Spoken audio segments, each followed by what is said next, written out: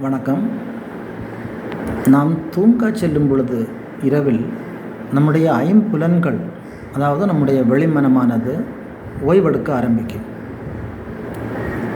அந்த ஓய்வு நேரத்தை நாம் மிக சரியாக பயன்படுத்தலாம்.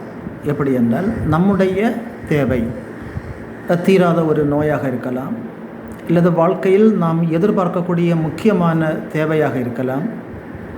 அதை சுருக்கமாக ஒரு 5 வார்த்தைகள் அல்லது ஒரு சிம்பிள் சென்டென்ஸாக சுருக்க வேண்டும்.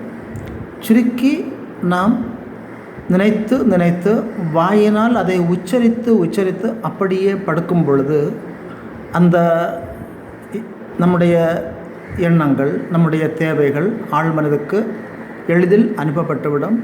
அன்று இரவு முழுவதும் ஆழ்மனதால் அது ப்ராசஸிங் செய்யப்பட்டு நிச்சயமாக வெகு விரைவில் நமக்கு அது நிறைவேற்றப்படக்கூடிய ஒரு கட்டத்தில் வந்து சேரும்.